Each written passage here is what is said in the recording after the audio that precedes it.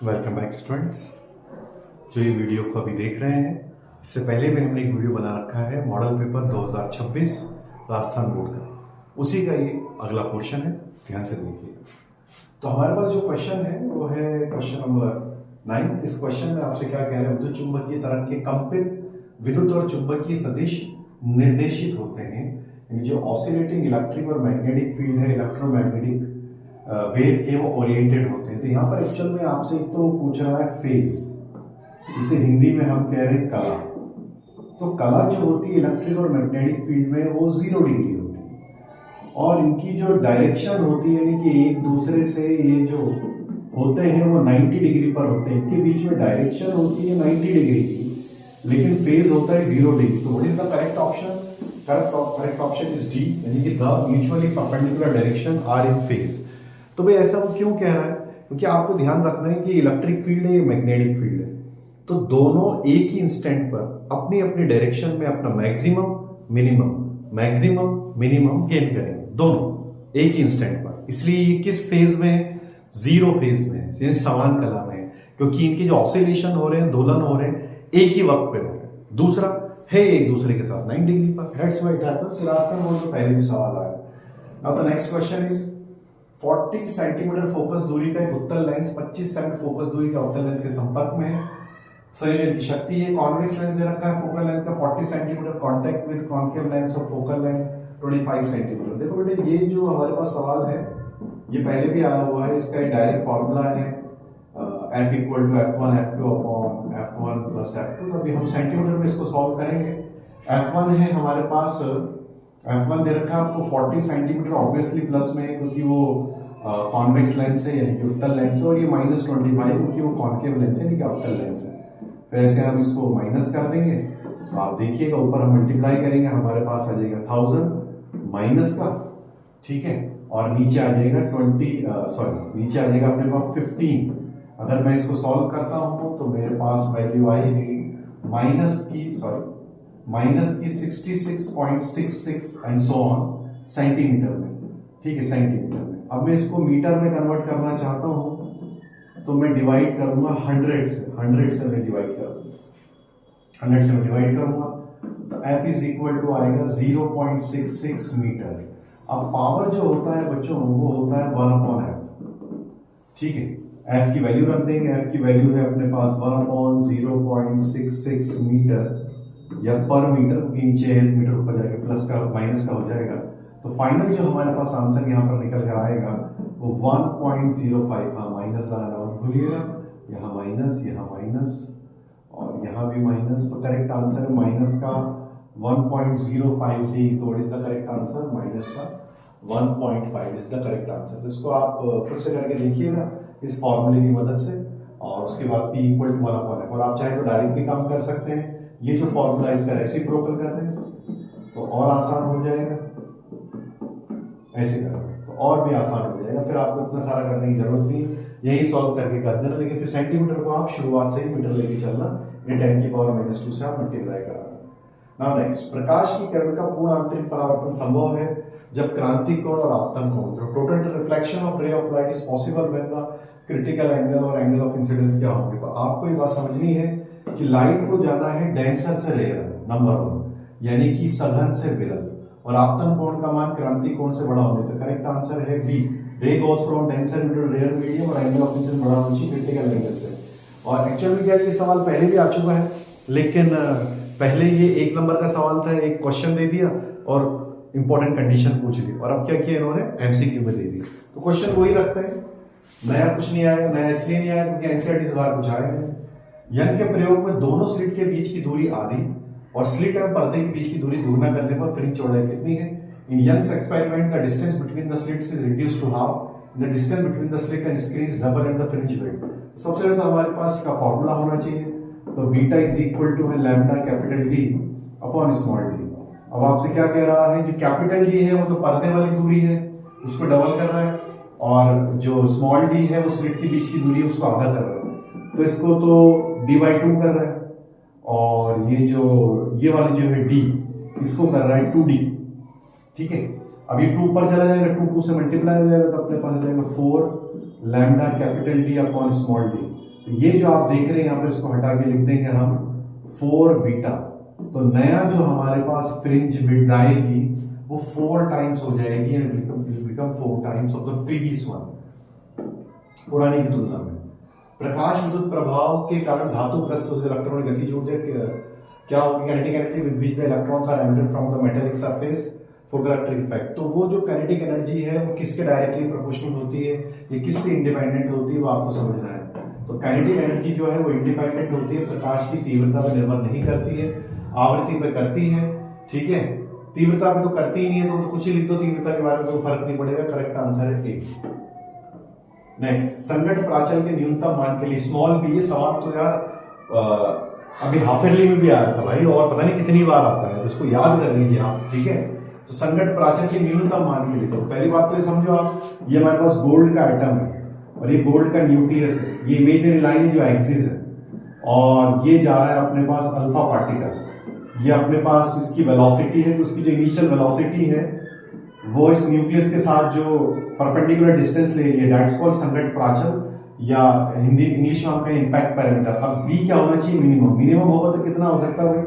0। तो जब ये 0 हो जाएगी, वैल्यू 0 हो जाएगी, तो जो अल्फा पार्टिकल है वो इसी पाथ के अलाउंग आएगा, इसी पाथ के अलाउंग। जब इसी पाथ के अलाउंग आएगा तो हेड ऑन कोलिजन होगा, और जो हमारे पास स्कैटरिंग एंगल होगा वो होगा 180 डिग्री, क्योंकि अल्फा पार्टिकल इस डायरेक्शन में जाएगा, न्यूक्लियस के बिल्कुल लाइन के अलाउंग जाएगा, और फिर उससे बिना टच किए वापस आ जाएगा, तो 180 डिग्री। ठीक है, ध्यान रखिएगा इस बात में। फिर आगे आपसे कह रहा है वो, दो नाभिकों की द्रव्यमान संख्याओं का अनुपात 1/27 है, नाभिक घनत्व अनुपात क्या होगा? 2 nuclei have their mass numbers in the ratio 1:27। The ratio of their nucleus densities are, तो रो दे रखी है आपको यहाँ पर, ρ1 और ρ2 हम कर देते हैं। अच्छा, तो आप देखिएगा यहाँ पर, समझने की कोशिश कीजिए। उन्होंने आपको क्या दे दिया है? मास नंबर दे दिया है। ठीक है, मास नंबर रेशियो दे दिया। अब आपको समझना चाहिए कि रो तो ए पे डिपेंड ही नहीं करती है, तो करेक्ट आंसर है 1:1। देखिए कितना आसान हो गया। ये एनसीईआरटी में क्वेश्चन दे रखा है, जो हमें 13 चैप्टर है न्यूक्लिया है नाभिक, उसके लास्ट में क्वेश्चन दे रखा है। उन्होंने एक सवाल पूछ रखा, आखिरी सवाल है कि जो न्यूक्लियर डेंसिटी है, यानी न्यूक्लियस की जो डेंसिटी है, उसके मास नंबर के इंडिपेंडेंट होती है, जो नाभिक की घनत्व है उसके द्रव्यमान संख्या के से स्वतंत्र होती है। तो हमने प्रूफ कर दिया इसको, प्रूफ है उसका, आपने किया होगा। तो प्रूफ के हिसाब से रो तो मास नंबर पर डिपेंड नहीं कर रही, तो कोई भी इसका मास नंबर कोई फर्क नहीं पड़ता, रेशियो तो 1:1 ही रहेगा। और ये सवाल पता नहीं कितनी बार आया यार 14 चैप्टर से। प्लीज इसको याद कर लीजिए कि डोनर इंप्योरिटी, एक्सेप्टर इंप्योरिटी बहुत जरूरी है यार, बहुत जरूरी है। अपने पास जो डोनर इंप्योरिटी है, ठीक है, डोनर इंप्योरिटी यहाँ पर इंडियम है, एक्सेप्टर इंप्योरिटी यहाँ पर अपने पास इंडियम है, बाकी जो 3 नाम है वो डोनर के हैं।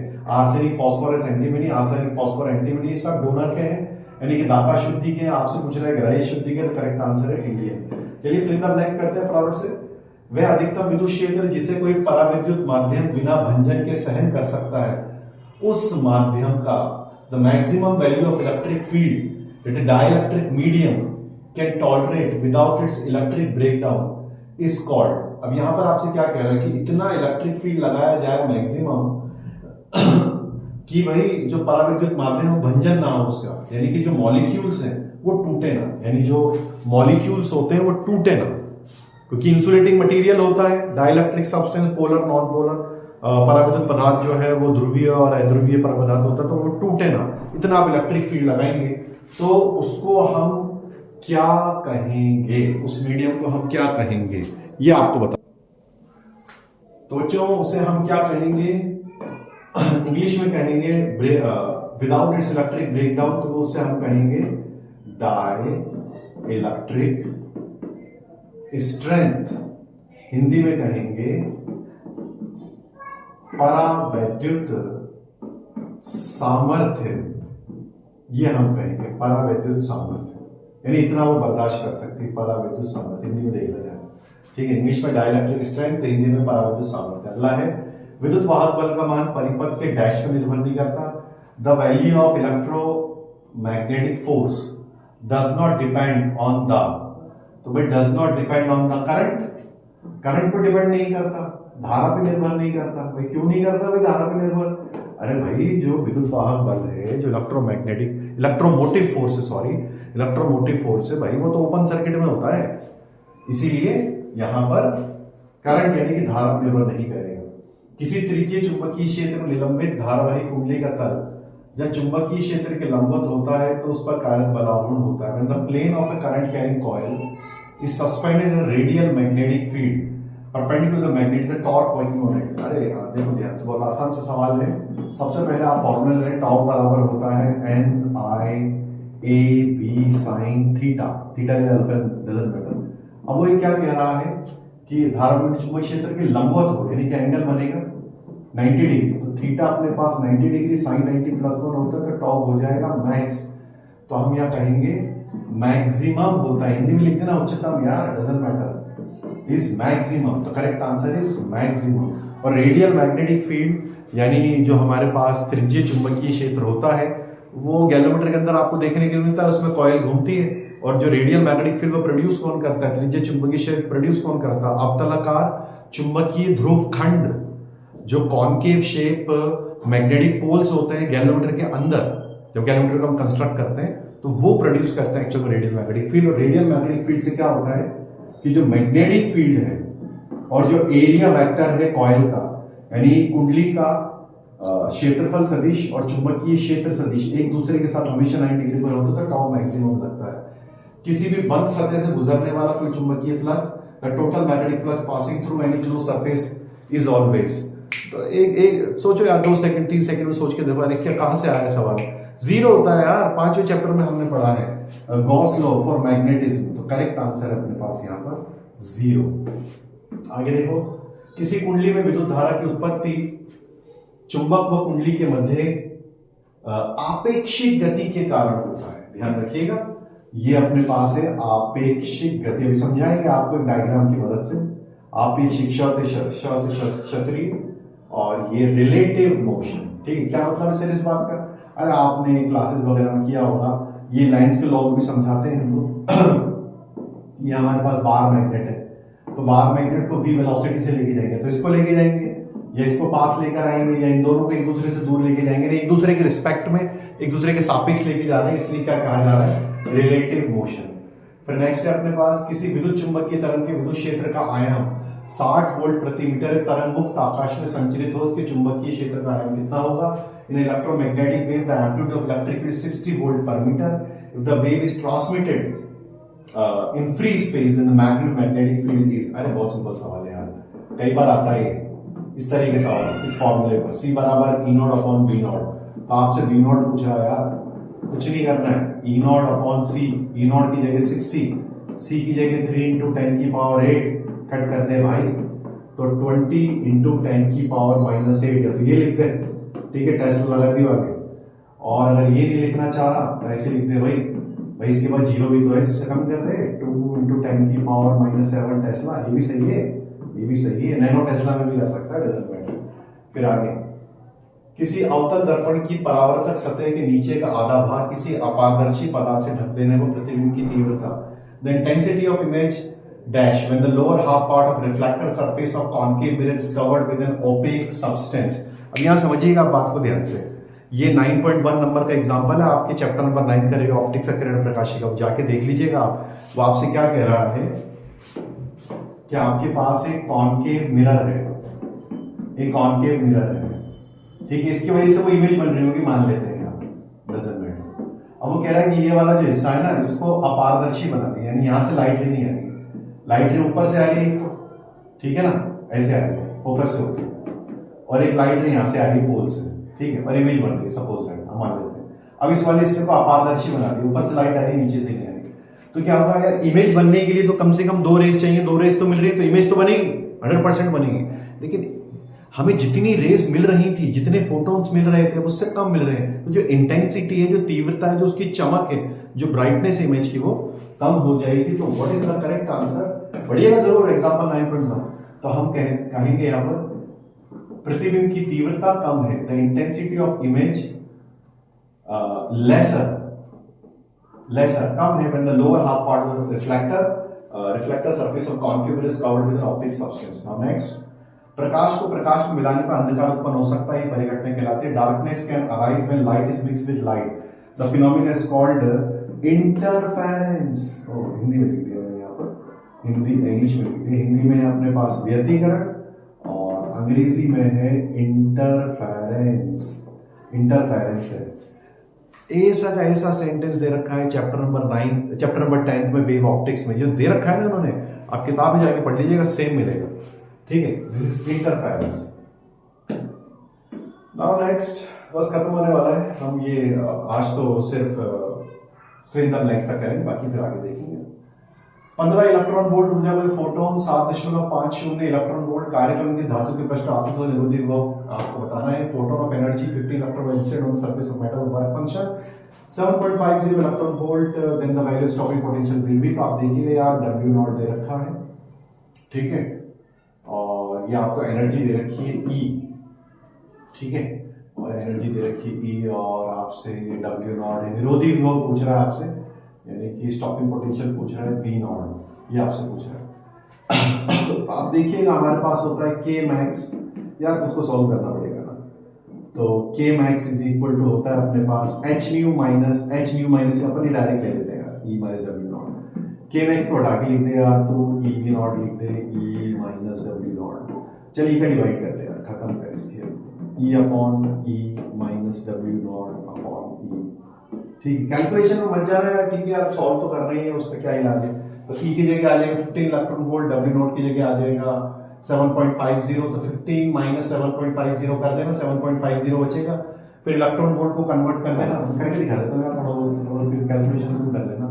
माइनस कर देता हूँ, माइनस कर दिया तो अपने पास आ गया 7.50 इलेक्ट्रॉन वोल्ट को 1.6 इंटू 10 की पावर माइनस 19 कूलम और जूल, ठीक है, ये जूल आ जाएगा अपने पास, और डिवाइडेड बाय E, तो E की वैल्यू होती है 1.6 इंटू 10 की पावर माइनस 19, तो कट कर दो यार, कट करा के तो आंसर आ गया 7.50, तो करेक्ट आंसर हो गया 7.50, इससे निकाल लेना, बहुत आसान है यार। नाउ नेक्स्ट, दो कणों का ब्लैंक समान है तो द्विध्रुवीय तरंगदैर्ध्य समान होगी। If blank of two particles are equal then their de Broglie wavelength will be equal. तो यार डी ब्रोई वेवलेंथ क्या होता है? डी ब्रोई वेवलेंथ होता है अपने पास lambda is equal to h upon mv। तो भाई mv को हम p लिख देते हैं। तो व्हाट इज सेम, दो कणों का अगर संवेग समान होगा, संवेग यहां लिख देंगे जी मोमेंटम, अगर दो कणों का संवेग समान होगा तो उनकी डी ब्रोई वेवलेंथ भी बराबर होगी यार। बाकी फिर अपन बात में करेंगे। Thank you very much for watching. अगर आपको अच्छा लगे सब्सक्राइब कीजिएगा, अदरवाइज यार देखो तो सही वीडियो को पूरे तक और बार बार रिपीट करो, खूब अच्छे नंबर लाओ। Thank you very much.